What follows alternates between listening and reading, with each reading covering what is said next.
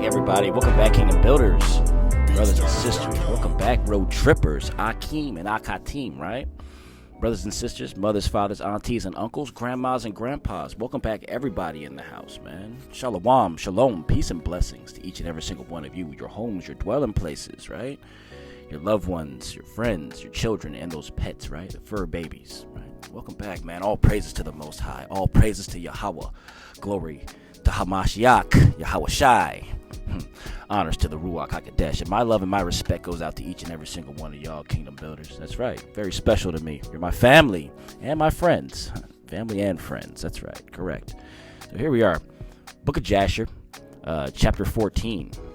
We're going to read 14. Probably 14 and 15 on this one. Probably double these ones up. You know what I mean? Yep, it looks probably right. And depends on how we feel when we get to 15. We might swallow up 16 too. I don't know. We'll see. Right? I don't know. We'll see how we feel when we get there. Anyway, you got a few moments if you want to read along with me. Get your scrolls out. The book of Jasher, starting at 14. All right? I'm going to try to read as accurately as I possibly can. But I make mistakes. All right? The mistakes aren't as bad as they used to be, though, right? Some of y'all remember from a couple months back. I think this channel is only about 4 months old, right? We've been only about 4 months in here. We're about to come up on our video number 900 here, I think, maybe later tonight. I don't know. We'll see. I don't know. But let's get ready. No further delays here, and no further ado. Ladies and gentlemen, let's get the book of Jasher, chapter 14. Let's begin. All right. Hallelujah.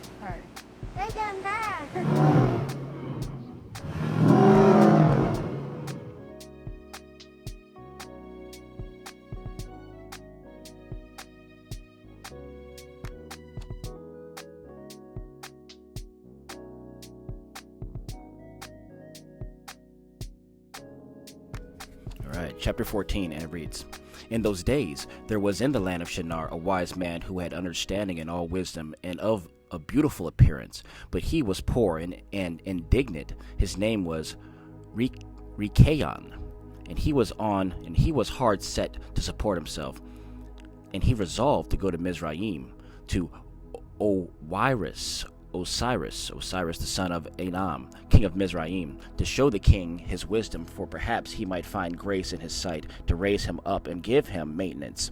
And Rikayon did so. And when I think that's right, Rikayon came to Mizraim, he asked the inhabitants of Mizraim concerning the king, and the inhabitants of Mizraim told him the custom of the king of Mizraim. For it was then the custom of the king of Mizraim that he went from his royal palace and was seen abroad only one day in the year, and after that the king would return to his palace and remain there. And on the day when the king went out, he passed judgment in the land, and everyone having a suit came before the king that day to obtain his request. And when Rikayon heard of the custom in Mizraim, and that he could not come into the presence of the king, he grieved greatly and was very sorrowful.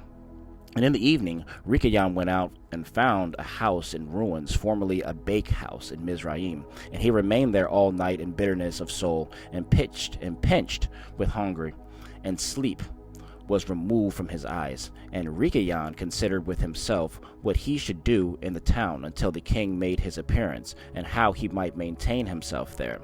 And he rose in the morning and walked about, and met in his way those who sold vegetables and various sorts of seed, with which they supplied the inhabitants. And Rikayon wished to do the same in order to get a maintenance in the city. But he was unacquainted with the custom of the people, and he was like a blind man among them. And he went and obtained vegetables to sell them for his support. And the rabble assembled about him and ridiculed him, and took his vegetables from him, and left him nothing. And he rose up from there in bitterness of soul, and went sighing to the bakehouse in which he had remained all the night before. And he slept there the second night. And on that night again he reasoned with himself how he could save himself from starvation, and he devised a scheme how to act. And he rose up in the morning and acted ingeniously, and went and hired 30 strong men of the rabble, carrying their war instruments in their hand. And he led them to the top of the Egyptian sepulchre, and he placed them there. And he commanded them, saying, Thus says the king, strengthen yourselves and be valiant men, and let no man be buried here until 200 pieces of silver be given, and then he may be buried. And those men did according to the order of Rikayon to the people of Mizraim the whole of that year. And in 8 months' time Rikayon and his men gathered great riches of silver and gold, and Rikayon took great quantity of horses and other animals, and he hired more men, and he gave them horses, and they remained with him. And when the year came round, at that time the king went out into the town. All the inhabitants of Mizraim assembled together to speak to him concerning the work of Rikayon and his men. Rikayon. And the king went out on the appointed day, and all the Egyptians came before him and cried unto him, saying, May the king live forever. What is this thing you do in this town to your servants? Not to suffer a dead body to be buried until so much silver and gold be given? Was there ever the like unto this done in the whole earth, from the days of former kings, yea, even from the days of Adam unto this day, that the dead should not be buried only for a set price? We know it to be the custom of the kings to take a yearly tax from the living, but you do not only do this, but from the dead also you exact a tax day by day. Now, O king, we can no more bear this, for the whole city is ruined on this account, and do you not know it? And when the king heard all they had spoken, he was very angry, and his anger burned within him at this affair, for he had known nothing of it. And the king said, Who and where is he that dares to do this wicked thing in my land without my command? Surely you will tell me. And they told him all the works of Rikayon and his men, and the king's anger was aroused. And he ordered Rikayon and his men to be brought before him. And Rikayon took about 1,000 children, sons and daughters, and clothed them in silk and embroidery. And he set them upon horses and sent them to the king by means of his men. And he also took a great quantity of silver and gold and precious stones, and a strong and beautiful horse as a present for the king, with which he came before the king and bowed down to the earth before him. And the king and his servants and all the inhabitants of Mizraim wondered at the work of Rikayon, and they saw his riches and the present that he had brought to the king. And it greatly pleased the king that he wondered at it. And when Rikayon sat before him, the king asked him concerning all his works. And Rikayon spoke all his words wisely before the king, his servants, and all the inhabitants of Mizraim. And when the king heard the words of Rikayon and his wisdom, Rikayon found grace in his sight, and he met with grace and kindness from all the servants of the king and from all the inhabitants of Mizraim on account of his wisdom and excellent speeches. And from that time they loved him exceedingly. And the king answered and said to Rikayon, Your name will no more be called Rikayon, but Pharaoh will be your name, since you did exact a tax from the dead. And he called his name Pharaoh. And the king and his subjects loved Rikayon for his wisdom, and they consulted with all the inhabitants of Mizraim to make him perfect under the king. And all the inhabitants of Mizraim and its wise men did so, and it was made a law in Mizraim, and they made Rikayon Pharaoh perfect under Osiris king of Mizraim. And Rikayon Pharaoh governed over Mizraim daily, administering justice to the whole city. But Osiris the king would judge the people of the land 1 year in the day, when he went out to make his appearance. And Rikayon Pharaoh cunningly usurped the government of Mizraim, and he exacted a tax from all the inhabitants of Mizraim. And all the inhabitants of Mizraim greatly loved Rikayon Pharaoh, and they made a decree to call every king that should reign over them and their seed in Mizraim Pharaoh. That's how they got the name Pharaoh. Okay, so that's what we're going to call this one. Therefore, all the kings that reigned in Mizraim from that time forward were called Pharaoh unto this day. No more king, but Pharaoh, because of Rikayon Pharaoh. Okay, little cunning slide. That's into chapter 14, by the way. That's into chapter 14. All right, hallelujah. Let's continue, fam. So he was so slick that he went out, hired a bunch of men with no money, and charged people to bury their dead, knowing that they're in a wartime, so there's going to be a lot of bodies all the time. So then with that money, he's able to pay his men, hire more men, get horses, really look the part. And by the time the actual Pharaoh king comes to take his head, he's already got so much riches and money and impressed everybody and taxed everybody that the king's just like, all right, yeah, I guess you're the man, And then they loved him from his wisdom and his cunning. So that's how he got there. And then they changed the name of every king that came after them from king to Pharaoh. They all became pharaohs. All right, we're going to get chapter 15. All right, let's continue. Chapter 15, and it reads, "And in that year there was a heavy famine throughout the land of Canaan, and the inhabitants of the land could not remain on the account of the famine, for it was very grievous. And Abram and all belonging to him rose and went down to Mizraim on account of the famine. And when they were at the brook Mizraim, they remained there some time to rest from the fatigue of the road. And Abram and Sarai were walking at the border of the brook Mizraim, and Abram beheld his wife Sarai, that she was very beautiful. And Abram said to his wife Sarai, Since Yahweh has created you with such a beautiful countenance, I am afraid of the Egyptians, lest they should slay me and take you away. For the fear of Yahweh is not in these places. Surely, then you will do this. Say, you are my sister, to all that may ask you, in order that it may be well with me, and that we may live and not be put to death. And Abram commanded the same to all those that came with him to Mizraim on account of the famine. Also his nephew Lot he commanded, saying, If the Egyptians ask you concerning Sarai, say she is my sister, she is the sister of Abram. And yet, with all these orders, Abram did not put confidence in them, but he took Sarai and placed her in a chest, and concealed it among their vessels, for Abram was greatly concerned about Sarai on account of the wickedness of the Egyptians. And Abram and all belonging to him rose up from the brook of Mizraim, and came to Mizraim. And they had scarcely entered the gates of the city when the guards stood up to them, saying, Give tithe to the king from what you have, and then you may come into the town. And Abram and those that were with him did so. And Abram with the people that were with him came to Mizraim. And when they came, they brought the chest in which Sarai was concealed, and the Egyptians saw the chest. And the king's servants approached Abram, saying, What have you here in this chest, which we have not seen? Now open you the chest, and give tithe to the king of all that it contains. And Abram said to the chest, I will not open, but all you demand upon it I will give. And Pharaoh's officers answered Abram, saying, It is a chest of precious stones. Give us the tenth thereof. Abram said, All that you desire I will give, but you must not open the chest. And the king's officers pressed Abram, and they reached the chest and opened it with force. And they saw, and behold, a beautiful woman was in the chest. And when the officers of the king beheld Sarai, they were struck with admiration at her beauty. And all the princes and servants of Pharaoh assembled to see Sarai, for she was very beautiful. And the king's officers ran and told Pharaoh all that they had seen. And they praised Sarai to the king. And Pharaoh ordered her to be brought, and the woman came before the king. And Pharaoh beheld Sarai, and she pleased him exceedingly, and he was struck with her beauty. And the king rejoiced greatly on her account, and made presents to those who brought him the tidings concerning her. And the woman was then brought to Pharaoh's house, and Abram grieved on account of his wife, and he prayed to the Most High Yahweh to deliver her from the hands of Pharaoh.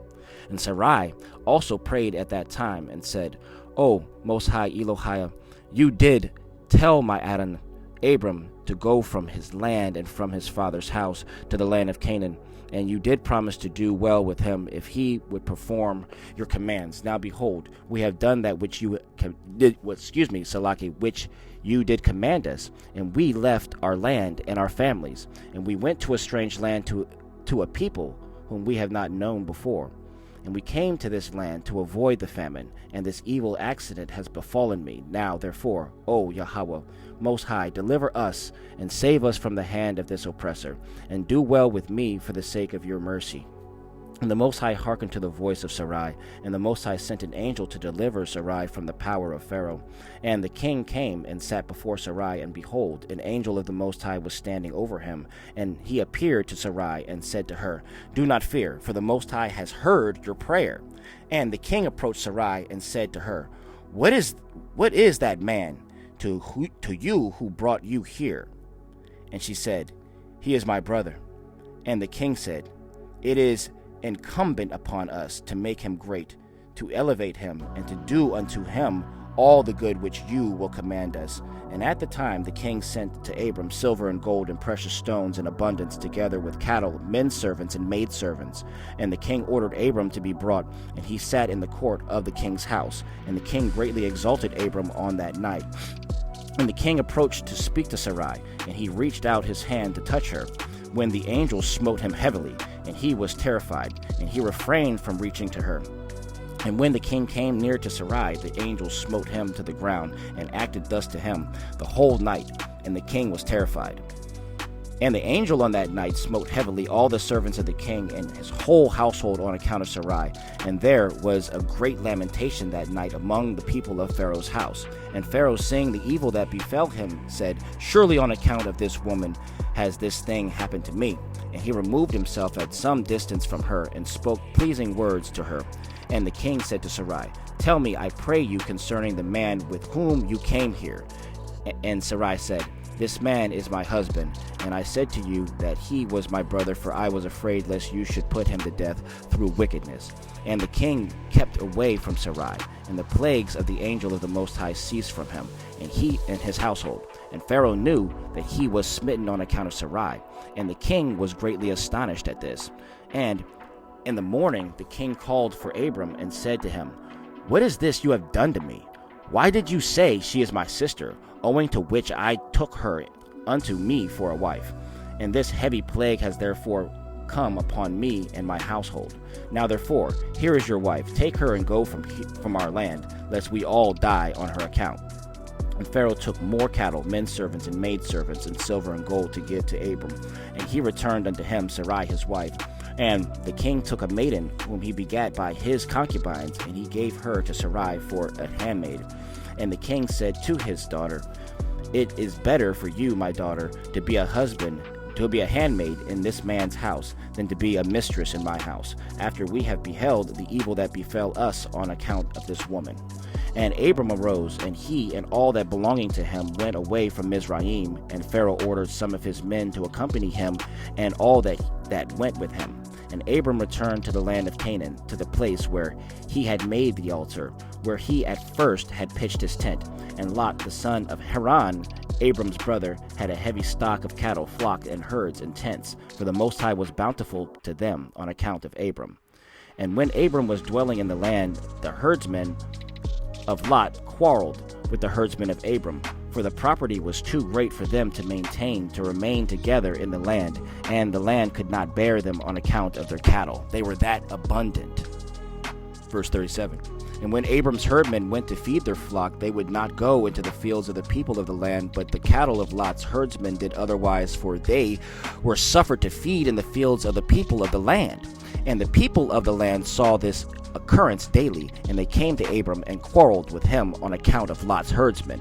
And Abram said to Lot, What is this you are doing to me, to make me despicable in the inhabitants of the land, that you orders your herdsmen to feed your cattle in the fields of other people? Do you not know that I am a stranger in this land among the children of Canaan? And why will you do this thing unto me? And Abram quarreled daily with Lot on account of this, but Lot would not listen to Abram, and he continued to do the same. And the inhabitants of the land came and told Abram. And Abram said unto Lot, How long will you be to me for a stumbling block with the inhabitants of the land? Now, I implore you, let there be no more quarreling between us, for we are kinsmen. But I pray you separate from me. Go and choose a place where you may dwell with your cattle and all belonging to you, but keep yourself at a distance from me, you and your household. And be not afraid in going from me, for if anyone do an injury to you, let me know, and I will avenge your cause from him. Only remove from me. And when Abram had spoken all these words to Lot, and Lot arose and lifted up his eyes toward the plain of Jordan, and he saw that the whole of this plain was well watered and good for man, as well as affording pasture for the cattle. And Lot went from Abram to that place, and he there pitched his tent, and he dwelt in Sodom, and they were separated from each other. And Abram dwelt in the plain of Mamre, which is in Hebron, and he pitched his tent there, and Abram remained in that place many years. And that's the end of chapter 15. All right, and we're going to close that out right there. 14 and 15. Hallelujah. Hallelujah. Hallelujah. That's right, family. All right. All praises to the Most High. Thanks for riding along with me. So, yeah, that's going to be another one. Yes. In the meantime, y'all be safe out there, though. All right? Please take care of yourselves. Take care of your family. Eat good. Eat well, right? Try to eat more healthy. Drink a lot of water. You need to start drinking more water. Drink a lot more water. All right? But I love each and every single one of y'all. I'll see you soon on the next one. All praises to the Most High. All praises to Yahweh. I love you.